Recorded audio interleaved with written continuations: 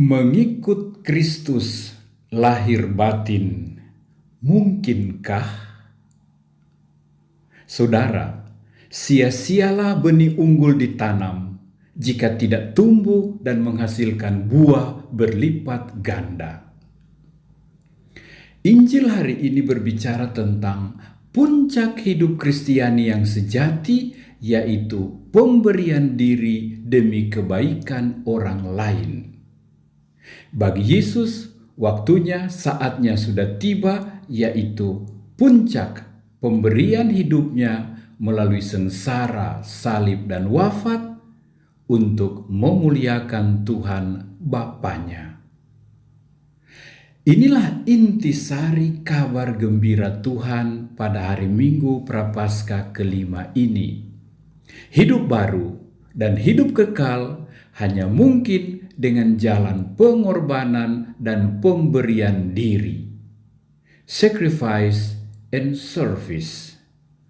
Cocok dengan hari Minggu Prapaskah kelima yang mulai merenungkan passion, penderitaan, pemberian diri, pengorbanan Kristus. Hidup seorang Kristen tidak pernah akan komplit dan purna jika kita tidak bersedia mengikuti langkah-langkah hidup Kristus, berkurban dan mati untuk orang lain. Persis seperti benih harus mati untuk menghasilkan buah. Karena ketaatan Yesus sebagai anak pada Bapanya, maka ia menjadi pokok dan buah keselamatan abadi bagi semua orang. Bandingkan surat Ibrani tadi. Mungkinkah hidup seperti ini berkurban bagi yang lain? Mungkin, kata Thomas A. Kempis dalam bukunya Imitatio Christi, mengikuti jejak Kristus. Mungkinlah, kata para martir, saksi iman, para rasul, dan semua orang kudus.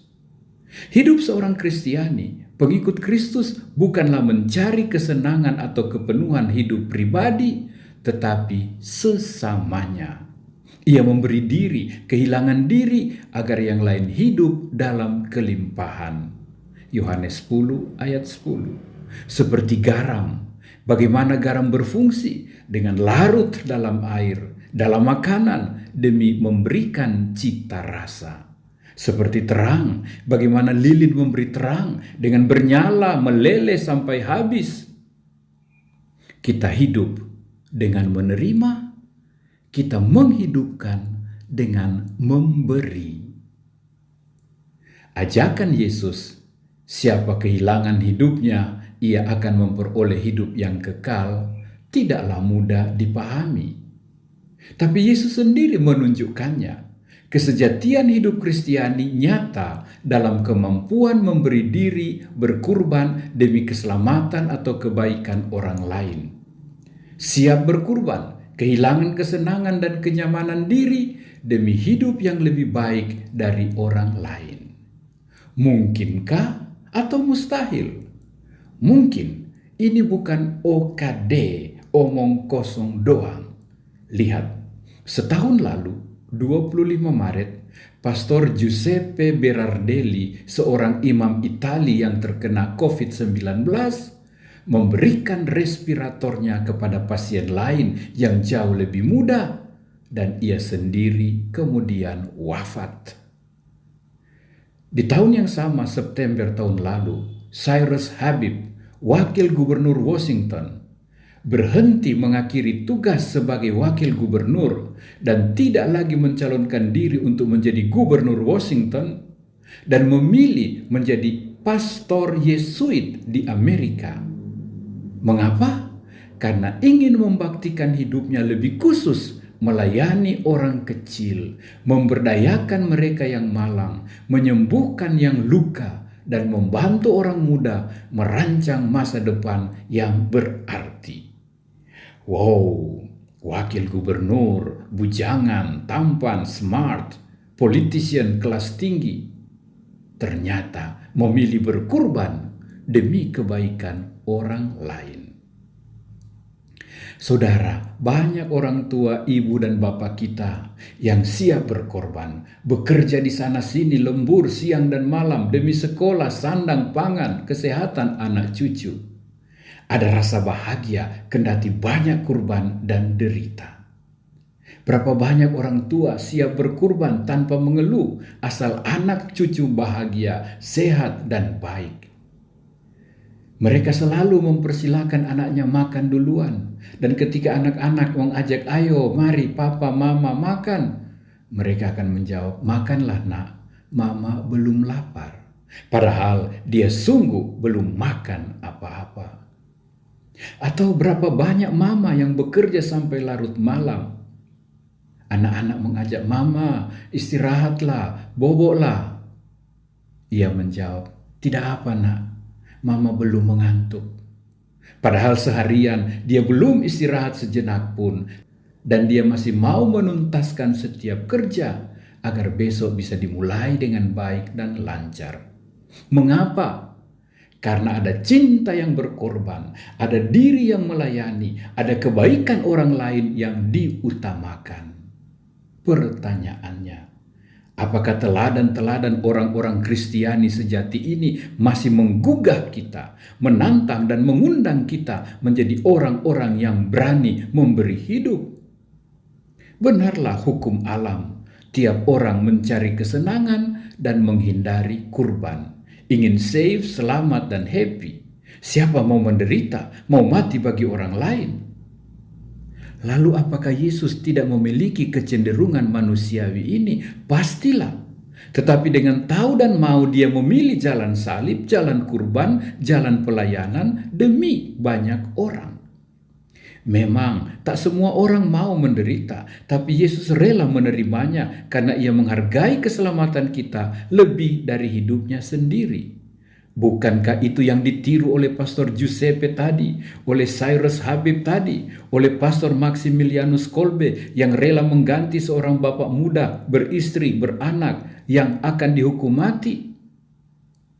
Kita ingat dengan bangga pahlawan-pahlawan kemerdekaan kita, sebut saja Yos Sudarso, Adi Sucipto. Mereka siap kehilangan hidup agar yang lain hidup dan merdeka.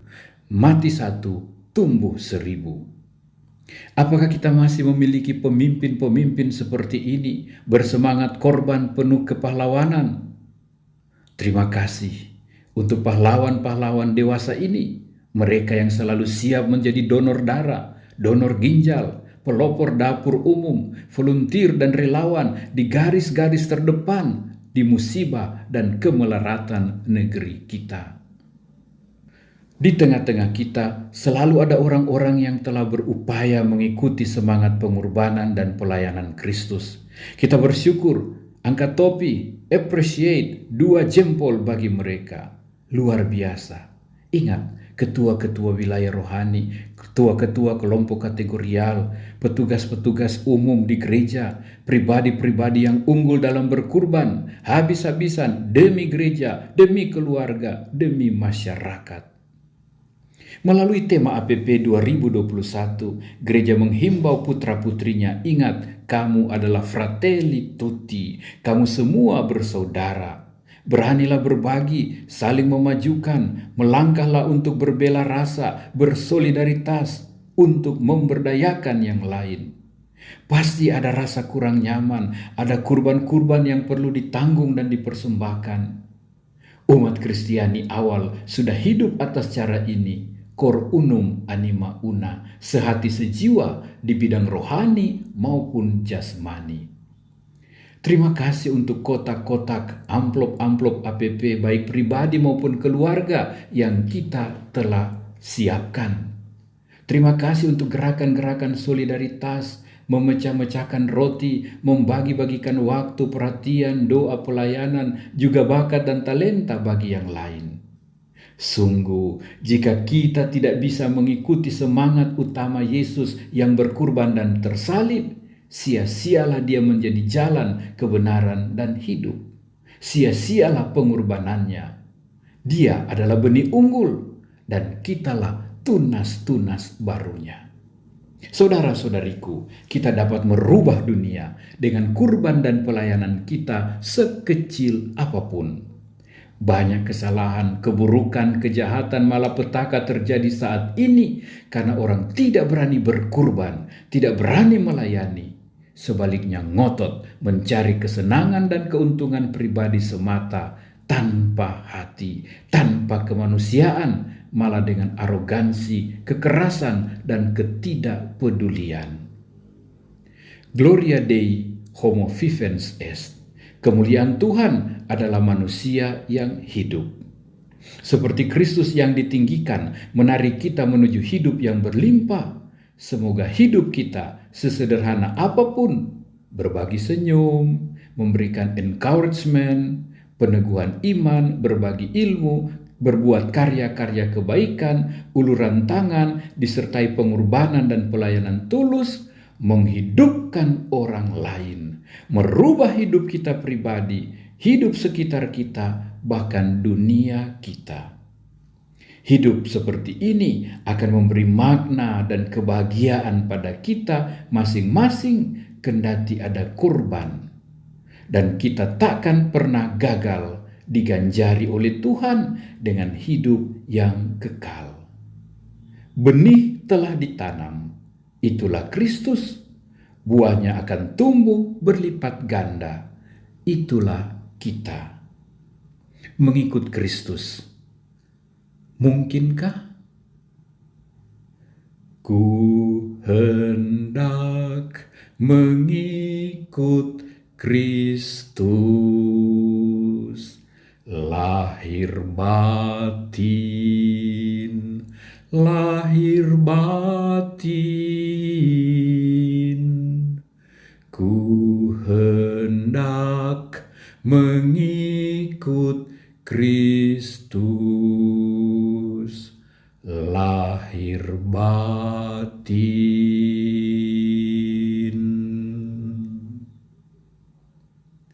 Di mana aku berada, di situ hambaku juga harus berada. Doaku untuk saudara-saudari sekalian, agar kita berani mengikut Kristus lewat jalan berkorban dan memberi diri. Tuhan memberkati. Amin.